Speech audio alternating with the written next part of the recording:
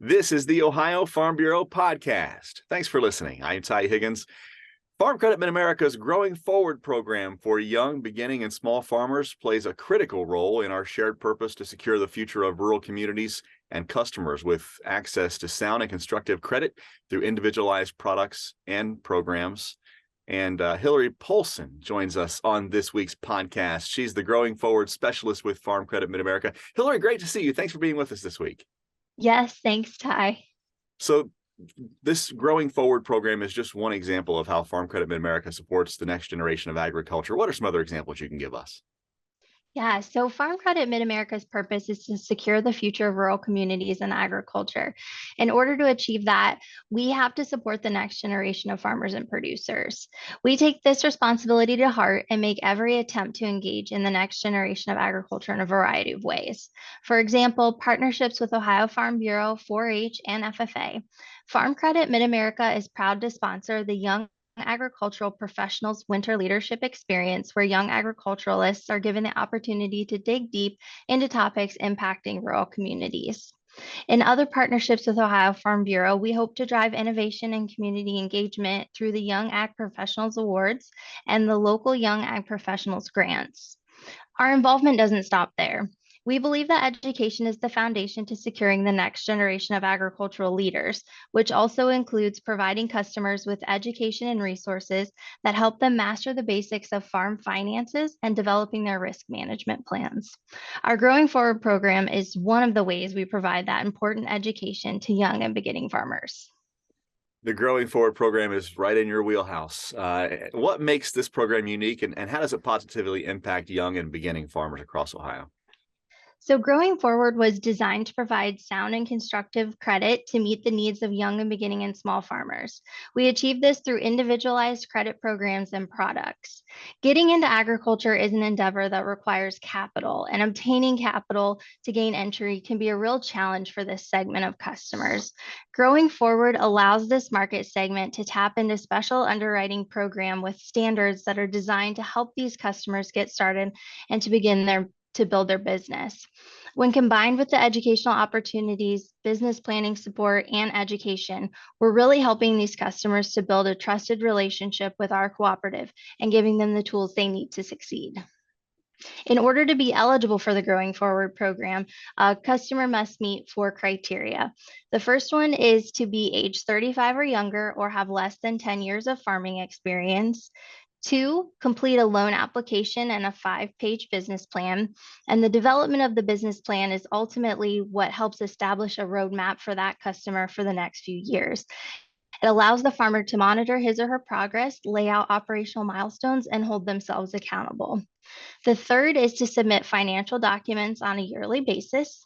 So once we have a business plan in place, Growing Forward customers will submit financial statements to Farm Credit Mid-America for review each year. This allows our team members to help Growing Forward customers analyze their operations performance year over year, make sound management decisions based on their own financial information, and to ensure they're trending toward their goals. And then finally, to attend one Know to Grow conference. And the Know to Grow conference is a 2-day workshop that we offer in each of the 4 states that we serve. At this event, attendees learn how to accurately assess the financial strengths and weaknesses of their operation and work toward improving their farm's profitability and financial performance. Attendees also get a chance to engage with other young and beginning farmers and Farm Credit Mid-America team members. Hotel, food, and activity costs for the conference are all covered by Farm Credit Mid-America. Growing Forward customers can expect Farm Credit Mid-America team members to support them throughout each phase of their relationship with our cooperative. Ongoing support includes access to team members who are able to answer questions about the loan process and aid in the development of the business plan, help with completing and understanding financial statements, feedback on what those financial statements might be missing, detailed financial analysis to help customers understand what all those numbers mean, and access to tools for comparison to industry averages. One exciting addition to the Growing Forward program is the Forward Thinker Award. Tell us about that. Yes. So the Forward Thinker Award is a self-nominated award which is designed to recognize and showcase the extraordinary efforts of young and beginning farmers in our service areas. Applicants for this award are judged on leadership, involvement, goals, and how they implement unique practices that drive their operation forward. The Forward Thinker Award recipient receives $5,000 and the opportunity to be recognized at one of our Know to Grow conferences the following year.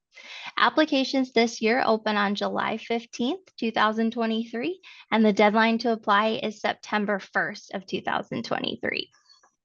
Hillary Polson is the Growing Forward Specialist with Farm Credit Mid-America. Hillary, if someone is interested in learning more about Farm Credit Mid-America or the Growing Forward program, where should they go? Absolutely. To learn more about Growing Forward, listeners can visit fcma.com/growing-forward or call your local retail office. Thanks, Hillary. Since 1919, Ohio Farm Bureau has been working for you, advocating for farm families, for Ohio agriculture, and our local communities. From the State House in Columbus, all the way to Washington, D.C., Ohio Farm Bureau is feeding your need for new ideas. As we look towards the future and the changes coming along with it, one thing will never change: our mission. Working together for Ohio farmers to advance agriculture and strengthen our communities. Learn more and become a member today at ohiofarmbureau.org. Find out how Nationwide Agribusiness can help you grow your business. Get to know the people with the experience and knowledge to help you.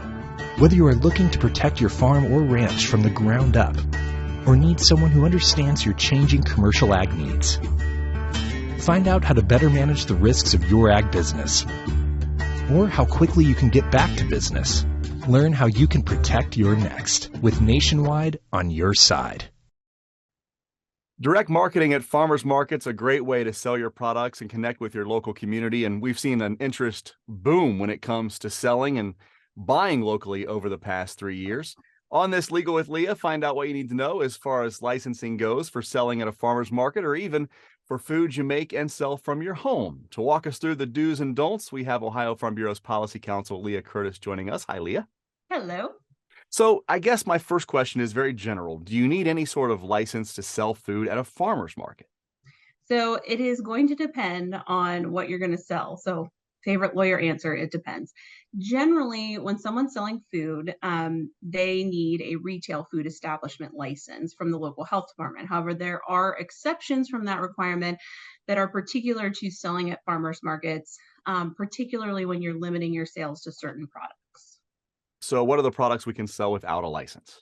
So a farmer can sell fresh and unprocessed fruits and vegetables, properly labeled maple syrup, sorghum, or honey, certain amounts of commercially prepackaged foods, so long as they are less than 100 cubic feet of your space, and they're non-hazardous, which kind of generally means they don't require any sort of temperature or time control. And then any products that are deemed to be cottage foods, those things can all be sold at a farmer's market without having that retail food license. All right, so let's unpack a few of those foods. Fresh and unprocessed fruits and vegetables would mean what?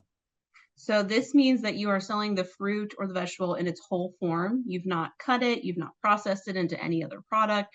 So for example, if you have whole tomatoes, you have whole watermelons, that's fine. If you are slicing any of those in half, putting wrap around them and then selling them, that's not going to be okay. So you do have to sell them in that kind of whole form without any additional processing to them.